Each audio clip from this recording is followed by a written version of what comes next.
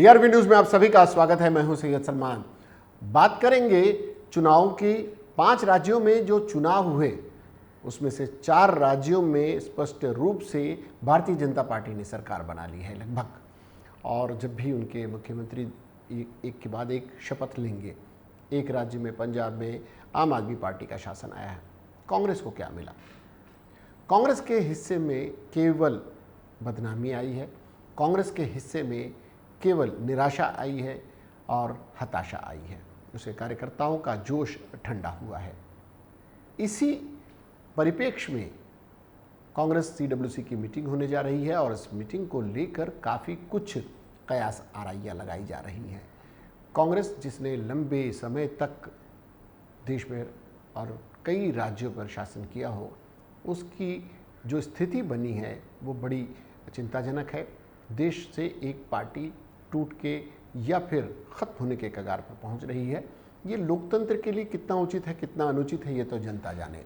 लेकिन बात अगर कांग्रेस के नज़रिए की जाए तो उसे उठ खड़े होने की ज़रूरत है और इस पर लोगों की नज़र भी है।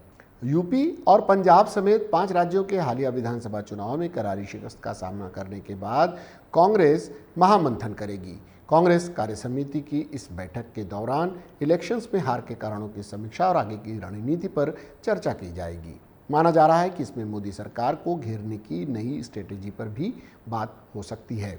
इस बीच कांग्रेस की ओर से उन खबरों का खंडन किया गया है जिसमें कहा गया है कि गांधी परिवार के सदस्य सभी संगठनात्मक पदों से इस्तीफा दे देंगे। सूत्रों ने यह भी कहा है कि कांग्रेस की अंतरिम अध्यक्ष सोनिया गांधी शाम 4 बजे पार्टी मुख्यालय में कांग्रेस के शीर्ष नीति निर्धारक इकाई सीडब्ल्यूसी बैठक की अध्यक्षता कर सकती हैं।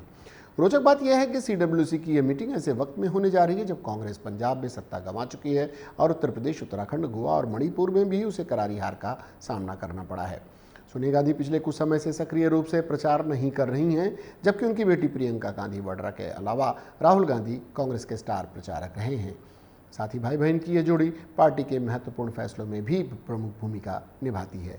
यूपी के प्रभारी महासचिव वाड्रा के नेतृत्व में एक हाई लेवल प्रचार अभियान के बावजूद सूबे में कांग्रेस 403 विधानसभा सीटों में से केवल 2 पर जीत हासिल कर सकी।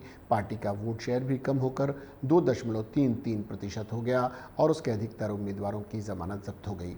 दरअसल पार्टी की 2019 के आम चुनाव में लगातार दूसरी हार के बाद राहुल ने कांग्रेस अध्यक्ष पद से इस्तीफा दे दिया था। सोनिया ने तब अंतरिम अध्यक्ष के रूप में फिर से पार्टी की बागडोर संभाली थी। उन्होंने भी अगस्त 2020 में पार्टी नेताओं के एक वर्ग G23 की ओर से खुले विद्रोह के बाद पद छोड़ने की पेशकश की थी, लेकिन सीडब्ल्यूसी ने उनसे पद पर बने रहने का आग्रह किया था। इन विधानसभा चुनाव में कांग्रेस की करारी हार के बाद पार्टी के G23 समूह के कई नेताओं ने बैठक भी की, जिसमें आगे की रणनीति को लेकर चर्चा की गई। राज्यसभा के पूर्व नेता प्रतिपक्ष गुलाम नबी आज़ाद के आवास पर हुई इस बैठक में कपिल सिब्बल, आनंद शर्मा और मनीष तिवारी शामिल हुए। सूत्र ये भी कहते हैं कि कांग्रेस कार्य समिति में शामिल G23 के नेता सीडब्ल्यूसी की बैठक में चुनावी हार का मुद्दा और पार्टी संगठन में ज़रूरी बदलाव और जवाबदेही सुनिश्चित करने की अपनी पुरानी मांग उठाने वाले हैं। G23 समूह के प्रमुख सदस्य गुलाम नबी आज़ाद और आनंद शर्मा कांग्रेस कार्य समिति में हैं। अब शीर्ष कांग्रेसी नेताओं ने आज होने वाली बैठक के लिए संसद के बजट सत्र के लिए रविवार को ही पार्टी की रणनीति पर चर्चा करनी है। पार्टी ने समान विचारधारा वाले दलों के साथ मिलकर जनहित से जुड़े अहम मुद्दों को उठाने का फैसला लिया है। कांग्रेस संसदीय रणनीति समूह की यह मीटिंग सोनिया के घर पर हुई है। अब आने वाले दिनों में देखना यह होगा कि सोनिया गांधी क्या निर्णय लेती हैं, प्रियंका गांधी अपने लिए क्या भूमिका तय करती हैं, राहुल गांधी अपने लिए क्या भूमिका करते हैं। इन तीनों के अलावा कांग्रेस के में जो जितने वरिष्ठ नेता हैं वो सब कई गुट के लोग ये चाहते हैं कि सोनिया और गांधी परिवार इस पर अब जिन जिन पदों पर वो बना है वो बना रहे, लेकिन कई तरफ से आवाज़ें उठ रही हैं।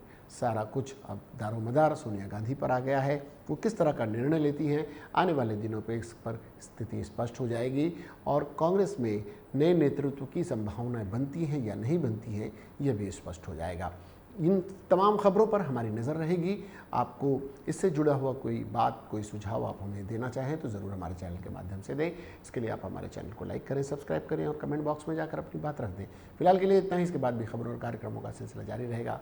देखते रहिए TRV न्यूज़। जय हिंद।